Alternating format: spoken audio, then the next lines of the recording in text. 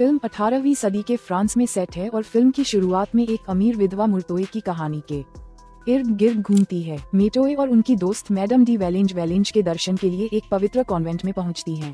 15 वर्षीय बेटी सेसिल को उसकी पवित्रता सुनिश्चित करने के लिए कॉन्वेंट में पाला गया है। पवित्र स्थान पर रहते हुए उसे एक पवित्र और कुंवारी लड़की की तरह जीवन जीना सीखना है। अपनी माँ की यात्रा के बारे में सूचित होने के बाद वह उत्साहपूर्वक गायन अभ्यास छोड़ देती है। फिर वह अपनी माँ एनी मुर्तोए को बधाई देती है। सेसिल ने सुना है कि उसकी माँ एक अमीर जमींदार से शादी कर रही है, इसलिए वह चुपके से अपनी दोस्त जैसी बहन मायरतोई से इस खबर की पुष्टि करती है। फिर किशोरी उससे अपने भावी पति का नाम पता करने के लिए कहती है। बाद में मर्टोए मैडम डी वेलेंज से सेसिल के भावी पति के बारे में पूछता है, लेकिन मैडम भावी पति के अनुरोध पर उसे बताने से इनकार कर देती है। इसके बजाय वह मर्टोए से अपनी बेटी को उचित शिष्टाचार वाली एक बुद्धिमान लड़की बनने के लिए प्रशिक्षित करने के लिए कहती है। उस शाम मर्टोए एक किशोरी को ओपेरा में ले जाता है और उसे एक दोस्त वेलमोंट से मिलवाता है। वह एक महिला प्रेमी है जो महिलाओं के साथ अपने आकर्षक व्यवहार के लिए प्रसिद्ध है। वह एक किशोरी के साथ फ्लर्ट करता है। सिमुतोई उसे बाहर ले जाती है और उसे स्पष्ट करती है कि सेसिल उसके संरक्षण में है। वह उसे लुभाने की कोशिश नहीं कर सकता। वालमोंट उसे बताता है कि वह जल्द ही अपनी बुजुर्ग चाची मैडम डी रोजमोंडे से मिलने के लिए शहर छोड़ रहा है। मर्टोए ने सेसिल को वेलमोंट से दूर रहने की चेतावनी दी, क्योंकि वह शुद्ध लड़कियों का कौमार्य छीनने के लिए बदनाम है। सेसिल पूछती है कि क्या वेलमोंट उसका प्रेमी है, लेकिन मर्टोए जवाब देता है कि उसके जैसी विधवा से ऐसा सवाल पूछना असभ्य और अनुचित है। इसके बाद मर्टोए अपने गुप्त प्रेमी गेराकोर के साथ रात बिताती है। वह रात भर उसके साथ रहना चाहती है, लेकिन गेराकोर जल्दी से वहाँ से निकल जाता है। युवा विधवा फिर उससे पूछती है कि वे फिर कब मिलेंगे। उसे बहुत निराशा होती है। गेराकोर उसे बताता है कि वह कुछ दिनों के लिए व्यस्त रहेगा। कई दिनों बाद मैडम डी वेलेंज एक पार्टी का आयोजन करती है, जिसमें देश के सभी रईसों को आमंत्रित किया जाता है। फिर वह मर्टोए को सेसिल की मंगेतर से मिलवाती है, जो कोई और नहीं बल्कि गेराकोर निकलती है। दोनों प्रेमी एक दूसरे को देखकर चौंक जाते हैं, लेकिन वे पहली बार मिलने का नाटक करते हैं। मर्टोए का दिल टूट गया है क्योंकि उसके प्रेमी ने उसे धोखा दिया है, क्योंकि उसने शादी की बात छुपाई थी। मामले को और भी बदतर बनाने के लिए मर्टोए को एक अफवाह के बारे में भी पता चलता है कि गुरकोर आसानी से संबंध नहीं तोड़ सकता। उसकी पूर्व मालकिन, जो मानसिक रूप से असंतुलित मानी जाती है, गराकोर के एक कुंवारी दुल्हन पर जोर देने के पाखंड से नाराज है, जबकि उसकी अपनी एक प्रेमिका है। मायरतोई बदला लेने की योजना बनाता है। अगले दिन वह वेलमोंट और उसकी बुजुर्ग चाची मैडम डी रोजमोंट से मिलने के लिए ग्रामीण इलाके में जाती है। इस बीच वह महिला प्रेमी झील के किनारे एक विवाहित महिला मैडम डे टूरवल को पाने की कोशिश में व्यस्त है। टूरवल का पति दूसरे शहर में काम करता है, लेकिन वह वफादार बनी हुई है और उसके प्रति वफादार है। उसने उसके लौटने का इंतजार करने का वादा किया है, इसलिए जब वेलमोंट उसके लिए अपने प्यार को कबूल करता है तो वह उसे अस्वीकार कर देती है। नतीजतन वेलमोंट पानी में गिर जाता है और डूबने का नाटक करता है।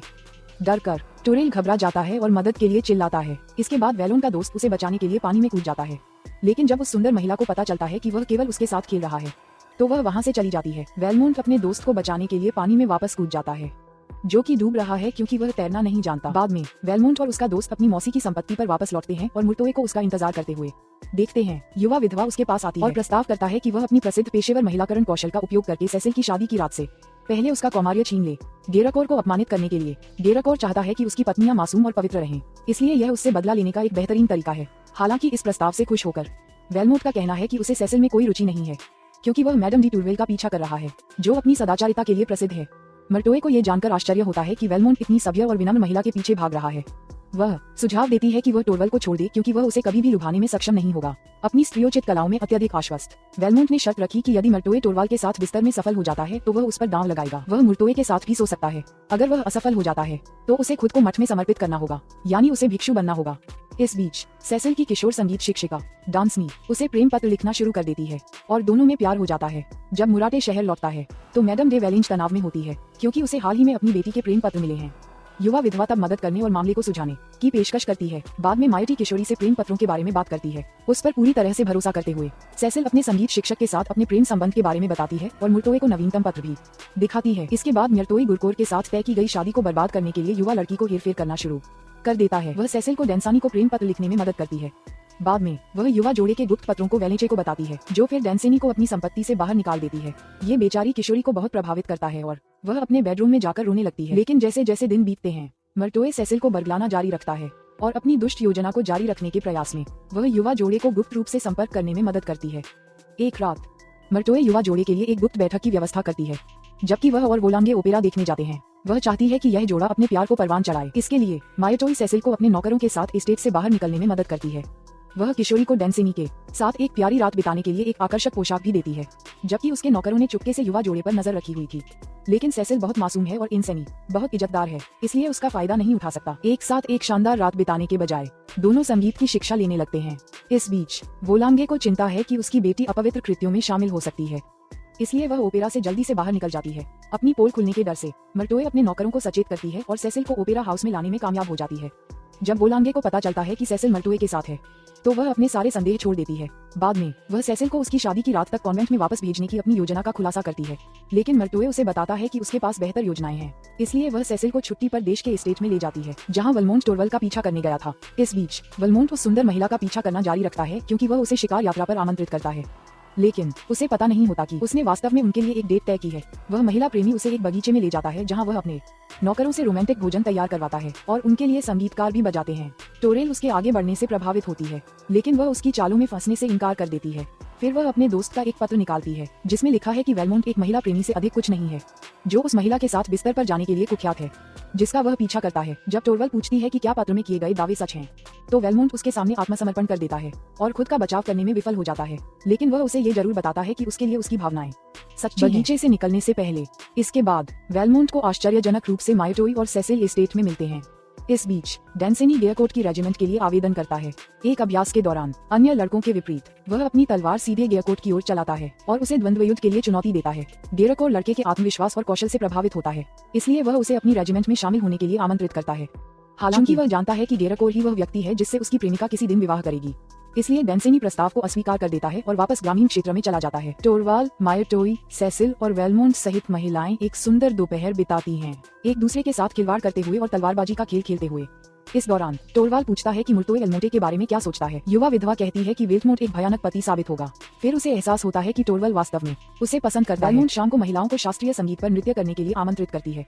बाद में टोरवल उन्हें एक कमरे में आमंत्रित करती है और अपनी भावनाओं को व्यक्त करती है, लेकिन अपने पति के प्रति अपनी वफादारी और प्रतिबद्धता के कारण वह उसके साथ नहीं रह सकती। फिर वह उसे कमरे से बाहर जाने के लिए कहती है और खुद को कमरे में बंद कर लेती है। बार्टोए सुझाव देता है कि वेलमोंट सेसिल को प्रेम पत्र लिखने में मदद करे, और वह उसकी बात मान लेता है। फिर वह किशोरी के कमरे में जाता है और उसका कौमार्य छीन लेता है। इसके बाद अपराध बोध से ग्रस्त सेसिल सांत्वना के लिए मायटोई के पास जाती है, यह मानते हुए कि न तो उसका भावी पति और न ही डेंसिनी अब उसे चाहेंगे। जवाब में मुर्टोए लड़की को गुरकोर से शादी करने और डेंसिनी को अपना प्रेमी बनाए रखने के लिए प्रोत्साहित करता है। अगली सुबह वेलेंज अपनी बेटी को लेने के लिए अस्तबल में पहुंचती है। वेमंड उसे सेसिल की शादी उससे उम्र में बहुत बड़े व्यक्ति से करवाने के लिए फटकार लगाता है। बात जल्दी ही बढ़ जाती है, जैसे जैसे वयस्क चर्चा करते हैं किशोरी के लिए क्या सही है। मामले को सुलझाने के लिए सेसिल से आखिरकार शादी के बारे में उसकी राय पूछी जाती है। भोली लड़की कहती है कि वह गेयरकोट से शादी करेगी, लेकिन डेंसिनी को अपना प्रेमी बनाए रखेगी। वोलांगे अपनी बेटी के जवाब से काफी नाराज है, इसलिए वह तुरंत उसके साथ एस्टेट छोड़ने की तैयारी करती है। इस बीच वेलमोंट को पता चलता है कि टोरवल जल्द ही ग्रामीण इलाकों को छोड़कर जा रहा है, इसलिए वह आखिरी बार उससे मिलने के लिए घोड़े पर सवार होकर जल्दी से निकल पड़ता है। जब वह उसकी संपत्ति पर पहुंचता है तो टोरवल उसे देखकर भावुक हो जाता है। वेमंड से बचने के कई प्रयासों के बावजूद वह अंततः अपनी भावनाओं के आगे झुक जाती है और उसके साथ प्रेम संबंध बना लेती है। सुबह वह अपने पति को अपने नए प्रेमी के बारे में लिखती है, फिर खाना बनाने के लिए बाजार जाती है। जब वह वापस लौटती है तो वेलमोंट पहले ही भाग चुका होता है और उसके लिए एक अलविदा पत्र छोड़ जाता है। पत्र में वेलमोंट ने कहा कि उसने गलती की है और वह केवल यही चाहती है कि टोरवाल को वह आदमी मिले जिसकी वह वास्तव में हकदार है। इसके बाद वेलमोंट अपनी संपत्ति पर लौटता है और मर्टोए को बताता है कि उसने शर्त जीत ली है, लेकिन विधवा ने उनकी शर्त पूरी करने से इनकार कर दिया, जिससे वह गुस्से में बाहर निकल गया। वह बदला लेने के लिए मर्टोए को उसके स्नानघर से बाहर भी फेंक देता है। वेलमोंट सेसिल के पास जाता है और उसे डेंसिनिया को एक पत्र लिखने के लिए मना लेता है। इसमें वह बताती है कि मर्टोए ने उसे शादी करने के बजाय डांसनी को अपना प्रेमी बनाने के लिए मना लिया। उस रात वेलमोंट के नौकर उसे बताते हैं कि टोरवल बाहर है, बारिश में भीगते हुए और अंदर बुलाए जाने की भीख मांगते हुए। उसे ऐसी हालत में देखकर वह तुरंत उसे अंदर ले आता है और वे दोनों एक साथ रात बिताते हैं। हालांकि अगली सुबह उसके जागने से पहले वह चुपचाप चली जाती है। उसके जाने से उसे एहसास होता है कि वह सच में उसकी परवाह करता है। अगले दृश्य में वेलमोंट टोरवल के घर जाता है ताकि वह उसे ढूंढ सके। वह अपने पति के साथ सुलह कर लेती है। टूटकर बिखर जाने पर वह उसके गंदे बिस्तर पर उसके लिए गुलाब के फूल छोड़ देता है और बिना देखे ही निकल जाता है। अगले दिन वेलमोंट मर्टोए के पास लौटता है और शादी का प्रस्ताव रखता है। उनका कहना है कि एक दूसरे के खिलाफ काम करने की बजाय साथ मिलकर काम करना बेहतर होगा। हालांकि वह दुखी होकर उससे कहती है कि उनके बीच कोई भी शादी सिर्फ विश्वासघात में ही खत्म हो सकती है। फिर मर्टोए ने खुलासा किया कि डेंसिनी उसके बिस्तर पर है। वह उसे धमकाने आया था, लेकिन उसने उसे बहकाया और उसे सब कुछ बता दिया। वेलमोंट गुस्से में वहां से चला जाता है और सेसिल के पास जाता है, सुझाव देते हुए कि वे देश छोड़ दें ताकि वह जिससे चाहे प्यार कर सके। हालांकि किशोरी ने खुलासा किया कि उसने अपनी मां के सामने सब कुछ कबूल कर लिया है। परिणामस्वरूप वेलमोंट को घर से बाहर निकाल दिया जाता है। इस बीच डेंसेनी अभी भी वेलमोंट से अपनी लड़की की पहली हत्या का बदला लेना चाहता है, इसलिए वह सील के सम्मान का बदला लेने के लिए महिला प्रेमी को द्वंद्व युद्ध के लिए चुनौती देता है।